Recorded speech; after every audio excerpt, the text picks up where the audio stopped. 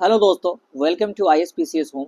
दोस्तों, ये video history, modern history का है और इसमें जो है आधुनिक भारत का हम शुरुआत कर रहे हैं और सिलसिलेवार तरीके से जो है आपको कंटिन्यूअसली जो है वीडियो आता रहेगा आधुनिक भारत पे। आप देखते रहिए।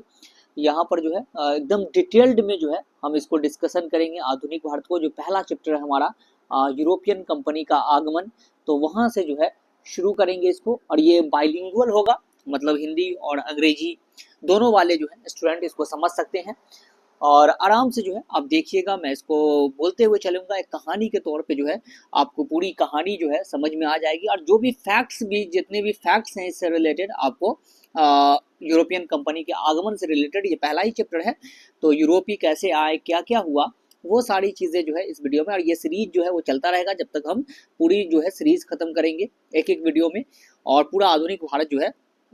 और उसके बाद जो है फिर हम प्राचीन इतिहास के बारे में पढ़ेंगे और फिर मध्यकालीन के बारे में भी पढ़ेंगे। तो इस तरह से जो है हम अपने इतिहास को जो है पूरा कंप्लीट करेंगे एक सीरीज में और बहुत ही डिटेल्ड में। हमें जो है से जो अगर मेंस के पॉइंट ऑफ व्यू से जब भी आए लिखने के लिए, आपको लिखने की जब बारी आएगी तो आप उसको भी लिख सकते हो, और जब फैक्ट्स की बारी आएगी कि फैक्ट्स जब रहेगा उससे भी आप आराम से कर सकते हो। मतलब कि आप किसी एग्जामिनेशन की अगर प्रिपरेशन कर रहे हो, चाहे वनडे एग्जामिनेशन हो या फिर आप जो है स्टेट PCS या UPSC की प्रिपरेशन कर रहे हो, तो प्रीलिम्स के पॉइंट ऑफ व्यू से तो आपका हो ही जाएगा और साथ साथ मेंस का भी यहाँ पर आपको जो है कैसे आंसर राइटिंग आप करोगे तो वो भी जो है यहाँ पर हो जाएगा। तो आइए शुरू करते हैं। सबसे पहले जो हमारा चैप्टर है यूरोपियन कंपनी का आगमन। तो ये यूरोपियन कंपनी के आगमन से क्या मतलब है कि आखिर क्या है ऐसा कि क्या पहले यूरोपियन कंपनी भारत नहीं आती थी क्या? क्या भारत से पहले कोई भी व्यापारिक संबंध नहीं था क्या? ट्रेड रिलेशन नहीं था क्या? ऐसा था? तो एक बैग ऐसा क्या हुआ कि यूरोपियन कंपनी भारत में क्यों आई? तो ये सबसे बड़ी चीज़ें हैं। तो सबसे पहला चीज़ क्या है कि भारत में जो है आप सबको पता होगा कि वास्को डी गामा 1498 में जो है भारत आया और वहीं से जो है शुरू हो गई यूरोपियन कंपनी के आगमन के बारे में, जिसको हम डिटेल्ड में अभी पढ़ेंगे। तो आखिर क्या था, ऐसा क्या ज़रूरत था कि भारत में आना ही है भाई, भारत की तरफ जाना है? तो सबसे पहली चीज़ क्या है कि भारत जो है भारतीय वस्तु की जो है यूरोप में बहुत मांग थी। भारतीय वस्तु की मांग बहुत ज़्यादा थी।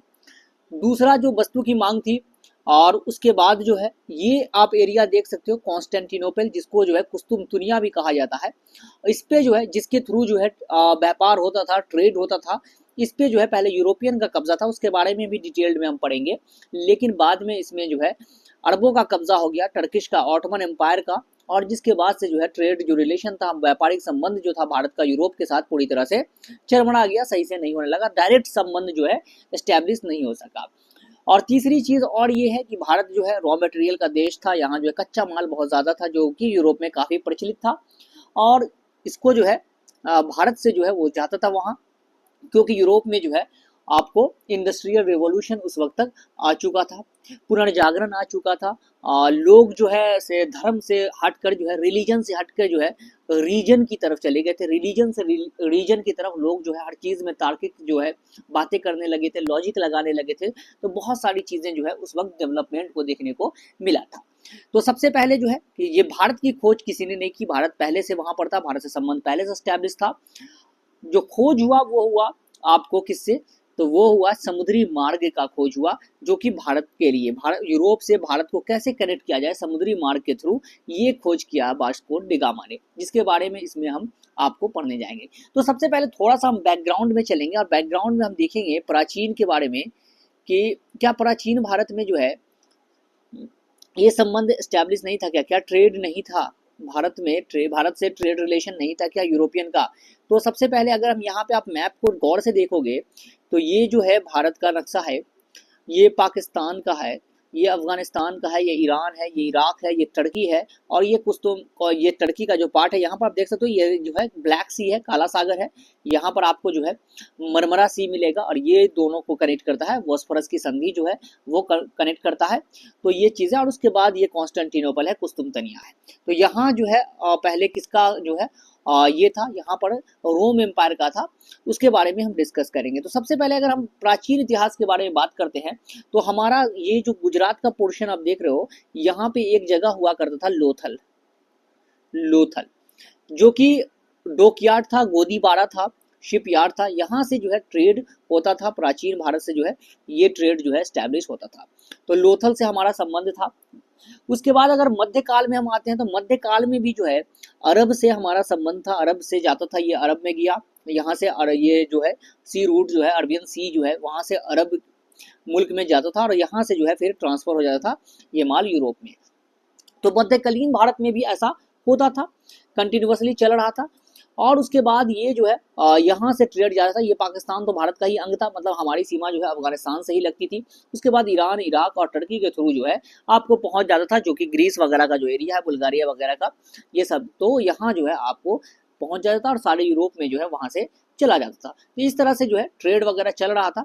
लेकिन क्या हुआ एट ए टाइम, आपको ये जो एरिया देख रहे हैं कॉन्स्टेंटिनोपल, कुस्तुनतुनिया, तो एक चीज जान लीजिए कि यहाँ पर जो है रोमन साम्राज्य जो है, रोम का जो एम्पायर है वो था, बहुत बड़ा एम्पायर था उस जमाने में। और इस रोम पे जो है शासन कर, इस कुस्तुनतुनिया जो कॉन्स्टेंटिनोपल है इस पर शासन कर रहा था रोमन एम्पायर, जिसको हम कहते हैं बैजेंटीन एम्पायर जो है इसको कहा जाता है, और ये शासन कर रहा था। लेकिन एक घटना हुई 1453 में। 1453 में क्या घटना हुई? 1453 में ये घटना हुई कि उस्मानिया सल्तनत जो टर्की में आ चुका था, उस्मानिया सल्तनत, उसका एक किंग था जिसका नाम था फतेह, किंग फतेह। उसने क्या किया, कुस्तुनतुनिया पे कब्जा कर लिया, कुस्तुनतुनिया को जीत लिया, कॉन्स्टेंटिनोपल को जीत लिया, जो आज का इस्तांबुल है वही कुस्तुनतुनिया हुआ करता था, इसको जीत लिया। और उस पर जो है ऑटमन एम्पायर का जो है वो आ गया, रूल जो है करने लगा। अब क्या हुआ कि ये जो एरिया पूरा कवर हो गया, जिससे ट्रेड रूट जो लिंक करता था, जहां से व्यापार जो होता था, उस पर कब्जा हो गया आपका उस्मानिया सल्तनत का, अरबों का कब्जा हो गया। अब जो भी सामान भारत से जाता था यहाँ, पहले तो डायरेक्ट यूरोप चला जाता था कि यूरोपियन अपना ये करते थे, बिजनेस कर रहे थे। लेकिन अब क्या हुआ कि अब जो भी सामान वो अरबों के थ्रू जाने लगा। अब अरबों के थ्रू जाने लगा तो यहाँ पर क्या होता था कि लोग बहुत टैक्स लगाते थे, टैक्स भी ज़्यादा था, और साथ साथ जो है इतनी आसानी से बिजनेस भी नहीं कर पाए थे, क्योंकि ये लोग जो है बिजनेस पे इन्होंने अपना अधिकार कर लिया था। तो ये यूरोप में बहुत बड़ा चिंता का विषय था, क्योंकि यूरोप में आखिर ऐसा क्या था कि भारत में ही ट्रेड करना, ठीक है दूसरी जगह भी तो हो सकता था। तो भारत में ट्रेड करने की एक वजह ये थी कि भारत में जो है, यूरोप देश जानते हैं आप ठंडा देश है, ठंडा देश है, और वहाँ जो है और ठंड के टाइम में जो है वो मीट वगैरह जो है वो कम पड़ जाता है। तो उसमें जो है इसको रखने के लिए जो है, मीट को ज़्यादा दिनों तक रखने के लिए फ्रीज़र वगैरह, तो उस टाइम में फ्रीज वगैरह तो ऐसा था नहीं, उसके लिए मसालों की भारत से और पूर्वी देशों से जो है मसालों की ज़रूरत पड़ती थी। और मसाले जो है भारत से, खास करके जो काली मिर्च है, ये सब चीज़ें जो है वो भारत से जाता था, तो यहाँ केरल के तट के वगैरह से। तो ये जो है आपको ये बहुत ज़रूरी था वहाँ के लिए। और साथ साथ मैंने बताया कि इंडस्ट्रियल रेवोल्यूशन हो चुका था, पुनर्जागरण हो चुका था वहाँ, तो वहाँ जो है कच्चा माल की ज़रूरत थी, भारत से टेक्सटाइल वगैरह जो है, रॉ मटेरियल कॉटन वगैरह जो है वो वहाँ पे ट्रांसपोर्ट होता था। तो ये सारी चीज़ें रुक गई थी, मतलब रुक इन द सेंस गई थी कि बहुत ज़्यादा टैक्स पे करना पड़ता इन लोगों को। तो ये इन लोगों को बहुत ज़रूरी था कि वो भारत तक जो है समुद्री मार्ग को ज़रूर ढूंढ ले। और इसी क्रम में जो है सारे यूरोपियों में ये संघर्ष चल रहा था कि किसी तरह जो है समुद्री मार्ग ढूंढा जाए, समुद्री मार्ग ढूंढा जाए। उसी वक्त पुर्तगाल में जो है एक पुर्तगाल का ये था, प्रिंस था, जिसका नाम था हेनरी, और इसको नेविगेटर भी कहा जाता है, हेनरी द नेविगेटर। और इसको इसने क्या किया कि जो पोप होता है वहाँ का, पोप का भी अधिकार था, तो पोप से जो है इसने एक बुल प्राप्त किया, बुल मतलब कि अथॉरिटी लिया, परमिशन मिला इसको कि तुम जो है समुद्र को जो है समुद्र में जाकर नेविगेट कर सकते हो, देख सकते हो कि कहीं तुमको ये मिल जाए, तुम नक्शा तैयार करो। तो इसने जो है अफ्रीका के पश्चिमी तट का नक्शा भी तैयार करवाया, और देखो कैसे भी समुद्री मार्ग तुम ढूंढ सकते हो, समुद्र में खोज कर सकते हो। तो इसीलिए इसका नाम जो है हेनरी द नेविगेटर पड़ गया। तो ये पुर्तगाल का था, और इसने बहुत कोशिश की कि भारत तक जो है समुद्री मार्ग मिल जाए, लेकिन इसके जीवन काल में जो है ये मार्ग नहीं मिल पाया।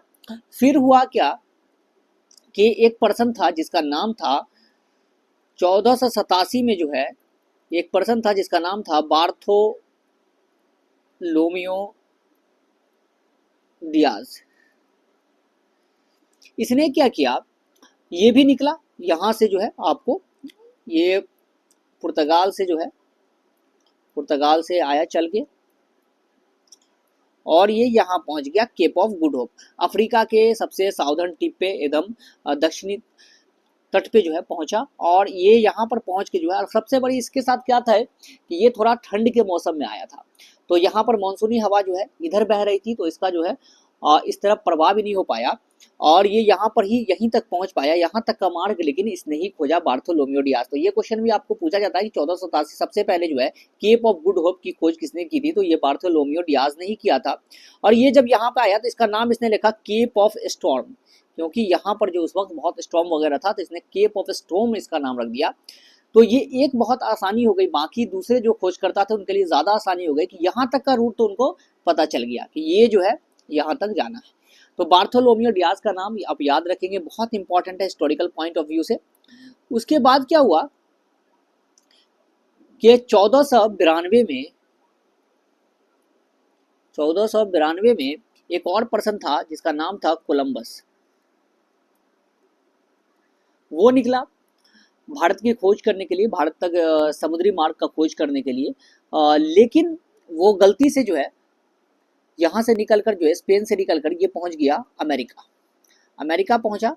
और यहाँ पर जो है उसको लगा कि यही इंडिया है, और इसने कहा वेस्ट इंडीज इसका नाम इसलिए पड़ गया, और इन्होंने रेड इंडियन के नाम से भी इसको कह दिया। तो अमेरिका जो है तक की खोज जो है वो कोलंबस ने की, जो कि स्पेन से बिलोंग करता था। और बाद में जो है सारी यूरोपियन कंपनी वहाँ जाने लगे। और आज जो आप अमेरिकन को देखते हो, तो अमेरिकन या ऑस्ट्रेलियन वगैरह को जो आप देखते हो, तो मोस्टली जो है वो यूरोप से ही आए लोग हैं। वहाँ के ओरिजिनल लोग जो है उन लोगों को उन्होंने बहुत रिप्लेस कर दिया, बहुत सारे लोगों को। तो ये जो है अब वहाँ जाके सेटल हो गए, क्योंकि वहाँ जो है आपको मौसम जो है उसी प्रकार का था जो यूरोप में है। लेकिन हमारे इंडिया में सेटल इसलिए नहीं हो पाए कि हमारे इंडिया में जो है गर्मी थी, और गर्मी की वजह से जो है वो यहाँ का एक्सप्लॉइट सिर्फ किया, यहाँ से लेकर गए, लेकिन यहाँ कुछ उन्होंने यहाँ सेटल होने का उनका कोई इरादा नहीं रहा। इसलिए आज भी जो है हम लोग अपना इंडियन जो है ओरिजिनल इंडियन यहाँ मौजूद है। तो ये चीज़ें हुई। उसके बाद क्या हुआ कि 1494 में एक ट्रीटी हुई जिसका नाम था ट्रीटी ऑफ टोर्डेसिलास। तोड़ दिया, इसका नाम तोड़ दिया, इससे आप याद कर सकते हो। टोर्डेसिलास की संधि जो है ये हुई किस किस के बीच में, तो ये स्पेन और पुर्तगाल के बीच में हुई कि चलो भाई हम दोनों मिलकर जो है समुद्री मार्ग की खोज करते हैं, इंडिया की खोज करते हैं।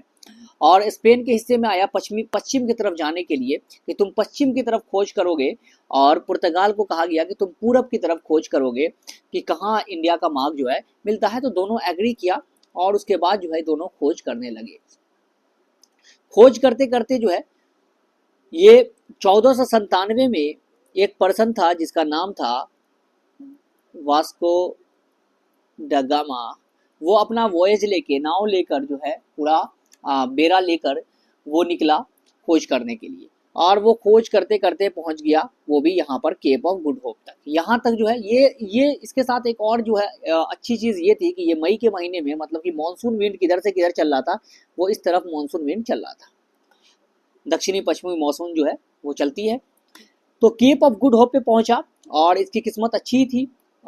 यहाँ पर इसको एक नाविक मिला गुजराती, जिसका नाम याद रखिएगा, ये क्वेश्चन पूछा जाता है एग्जामिनेशन में, अब्दुल माजिद जो है गुजराती नाविक था, समुद्र में व्यापार वगैरह करता था, अफ्रीका वगैरह आता था अपना सामान वगैरह लेकर। ये वास्को डी गामा से मुलाकात हुई, तो वास्को डी गामा ने इससे पूछा कि भाई ये वास्को डी गामा 1498 में पहुंचा भारत, तो भाई तुम इंडिया इस रूट के थ्रू हम इंडिया जा सकते हैं क्या? उसने कहा कि हाँ इंडिया जा सकते हैं, चलो मैं इंडिया का ही हूँ और मैं तुम्हें इंडिया ले जाऊंगा।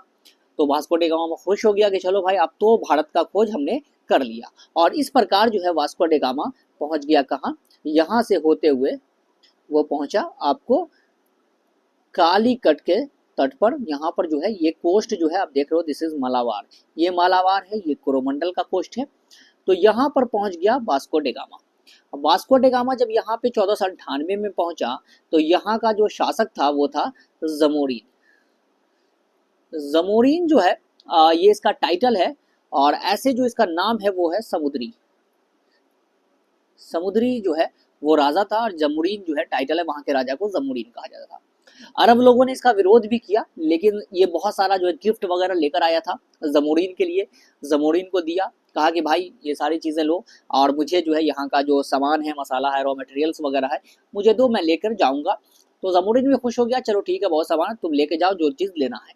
और ये जो है वास्को डिगामा यहाँ से पूरा नाव वगैरह भर के जितने सामान हो सकते थे इस केस में, वो लेकर चला गया वापस यूरोप। जब यूरोप गया तो उसने वहाँ बेचा, और कहा जाता है कि 60 गुना जो है उसको प्रॉफिट हुआ, सामान में 60-70 गुना जो है प्रॉफिट हुआ जब वो वहाँ बेचा। तो ये चीज़ें लोगों में फैली कि वास्को डिगामा गया था वहाँ और वो जो है बहुत सारे जो है से सामान लेकर आया भारत से, भारत की तरफ, भारत का जो है समुद्री मार्ग खोज लिया गया है और बहुत प्रॉफिट होता है। तो सब लोगों में, यूरोपियन कंपनी में जो है वो क्या हुई, यूरोप देशों में जो है, उस वक्त कंपनी नहीं थी, यूरोप देशों में जो है वो होड़ लग गई कि हम जाएंगे भारत, तो हम जाएंगे भारत। और इसी क्रम में जो है यूरोपियन आने लगे। लेकिन सबसे इंपॉर्टेंट चीज़ कि यूरोपियन अभी नहीं आए थे सारे यूरोपियन, क्योंकि 100 साल बाद लगभग जो है दूसरा यूरोपियन भारत आया। आपको पता है कि 1498 में आया, और उसके बाद जो है 1602 में, जो 1596 में जो है आपको डच आया। अब ब्रिटिश तो उसके बाद भी आया, तो ये उसको 100 साल के करीब लग गया दूसरे यूरोपियन जो है कंट्री को भारत आने में। लेकिन भारत आया तो वास्को डिगामा की ये बात फैल गई आग की तरह कि भाई वास्को डिगामा ने रूट खोज लिया, रूट खोज लिया है, सबको पैसा कमाना था, सबको प्रॉफिट कमाना था। और इसी क्रम में जो है पुर्तगालियों ने एक कंपनी भी एस्टैब्लिश की जिसका नाम था कैसा दा इंडिया, कैसा दा इंडिया 1500 में। और उसमें एक पर्सन था जिसका नाम था, 1500 में ही एक पर्सन आया जिसका नाम था पेड्रो अल्काब्रेज। पेड्रो अल्काब्रेज नाम का जो है पर्सन था, वो भारत आया और वो जो है उसने कहा कि भाई हमें जो है व्यापार करना है, और उसने जो है परमिशन लिया और व्यापार करना चालू कर दिया। अरब वगैरह ने विरोध भी किया, लेकिन उस विरोध का जो है उतना मायने नहीं रहा, व्यापार चल गया। फिर ये व्यापार चल ही रहा था, तो दोबारा जो है दोबारा भी वास्को डिगामा आया। कहा, पूछा जाता है आपको क्वेश्चन एग्जामिनेशन में कि वास्को डिगामा भारत में कितनी बार आया, तो वास्को डिगामा भारत में 3 बार आया। पहला तो 1498 में आया, 1498 में, दूसरा 1502 में आया, और उसके बाद तीसरी बार जो है 1524 में जब आया तो ये यही जो है इसकी डेथ हो गई, वास्को डिगामा की डेथ हो गई। तो ये चीज़ याद रखिएगा कि 3 बार आया वास्को डिगामा भारत, और 1524 में जब लास्ट टाइम आया तो उसकी भारत में ही डेथ हो गई। तो यहाँ से जो है पेड्रो अल्काब्रेज जो है वो भारत आया और उसको जो है 1500 में आपको ये सारे सामान लेकर चला गया। फिर वास्को डिगामा आया, और इस तरह से जो है यूरोपियन ने अपनी पुर्तगालियों ने अपनी जो है कंपनी एस्टैब्लिश की। तो और उसके बाद जो है भारत से ट्रेड रिलेशन जो है वो एस्टैब्लिश हो गया। तो ये सारी चीज़ें जो है हमने देखा कि कैसे जो है यूरोपियन कंपनी जो है वो भारत आई, और किस तरह से जो है सबसे पहले पुर्तगाली भारत आए। सबसे पहले आने वाले भी पुर्तगाली है और सबसे आखिरी में जाने वाले भी पुर्तगाली है, जिसके बारे में हम डिटेल्ड में पढ़ेंगे। उसके पूरे वायसराय के बारे में पढ़ेंगे, उसकी जो ब्लू वाटर पॉलिसी है, नीले जन की नीति है, वो पढ़ेंगे। ये सारे जो उसके वायसराय जितने आए, अल्बुकर्क वगैरह, उन सब के बारे में हम देखेंगे। और जो भी यूरोपियन कंपनी आई तो उनके बारे में भी डिटेल्ड में जो है हम सारी चीज़ों को पढ़ेंगे। तो धीरे धीरे पढ़ेंगे और पूरे डिटेल्ड में पढ़ेंगे। तो सबसे इम्पॉर्टेंट चीज़ है कि यूरोपियन को जो है वो क्यों आना पड़ा, आपको जो है समुद्री मार्ग की खोज क्यों करनी पड़ी, तो वो सारी चीज़ें आपको लिखने आना चाहिए कि ये जो है भारतीय वस्तु के यूरोप में मांग थी, किस चीज़ की मांग थी, वो सब सारी चीज़ें बताइएगा।